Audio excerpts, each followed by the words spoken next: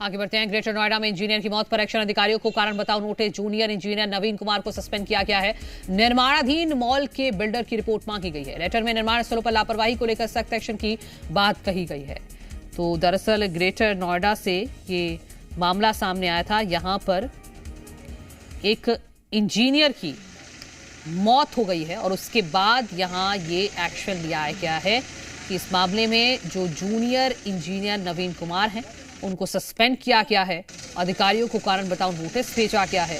Report मांगी गई है पूरी लापरवाही को लेकर और कहा गया है कि इस मामले में सख्ती बरती जाएगी।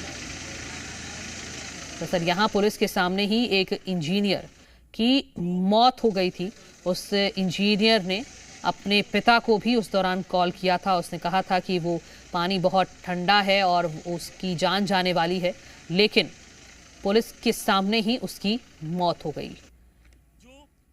जो इंजीनियर के पिता हैं उनकी तरफ से ये गंभीर आरोप लगाया गया था। नोएडा के सेक्टर 150 का ये मामला है। कंस्ट्रक्शन साइट पर पानी से भरे गड्ढे में ये इंजीनियर गिर गया था और गिरने के बाद इंजीनियर कार के ऊपर खड़ा हो गया। मदद के लिए वो गुहार लगाता रहा, लेकिन मौके पर बचाव टीम ने देरी से रेस्क्यू ऑपरेशन शुरू किया। ये इंजीनियर के पिता का आरोप है, जिसकी वजह से उसकी मौत हो गई। और इसी मामले को लेकर लगातार गंभीर सवाल भी खड़े हो रहे थे और अब ये एक्शन लिया गया है। और इस पूरी घटना के बाद नोएडा प्रशासन भी सवालों के घेरे में है।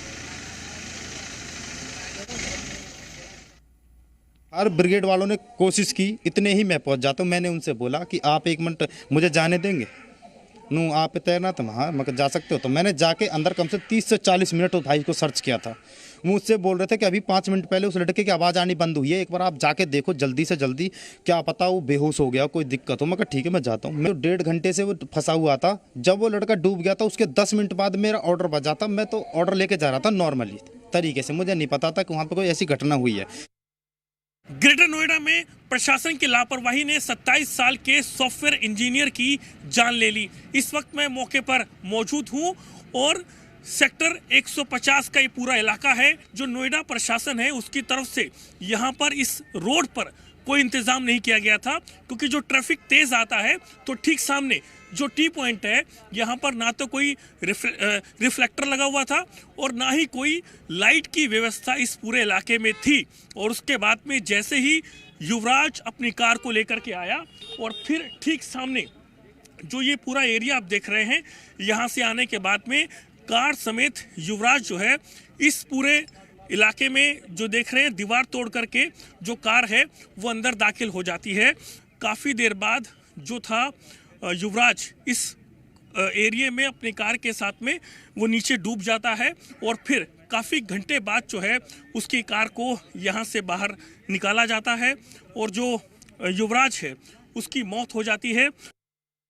मुनिंदर भाई, क्या देखा था आपने उस दिन, क्या हुआ था और कैसे आपने मदद करने की कोशिश की? जी, 16 तारीख की रात की बात है, 12 से 2 बजे के बीच की जो भी है। 12 बजे से स्टार्टिंग जो भी घटना हुई थी, 12 बजे स्टार्टिंग हुई थी। मैं फ्लिपकार्ट चलाता हूँ नाइट में 5 से 2 की, ठीक है जी। तो यहाँ मैं ऑर्डर देने आ रहा था तो मैंने देखा यहाँ पे बहुत ज़्यादा भीड़ लगी हुई थी। भीड़ लगी, मैंने तुरंत बाइक रोक के मैंने देखा, पूरा मायना लिया क्या दिक्कत है क्या नहीं है। तो बोल रहे थे कि अंदर एक लड़का कार के साथ फंसा हुआ है। हर ब्रिगेड वाले नीचे नाव वगैरह लेके, सेफ्टी जैकेट लेके वो उतर रहे थे। मैंने उनसे बोला कि भाई मैं भी जा सकता हूँ क्या अंदर? आप तैरना आता है? मैं कहा जी आता है तैरना। चले जाओगे? मैं कहा मैं जाता हूँ। मैंने देखा जाके पूरे में इसमें कम से कम 30 से 40 मिनट रेस्क्यू किया, मुझे वो लड़का नहीं मिला अंदर जो था। सबसे बड़ी गलती तो नोएडा अथॉरिटी की है।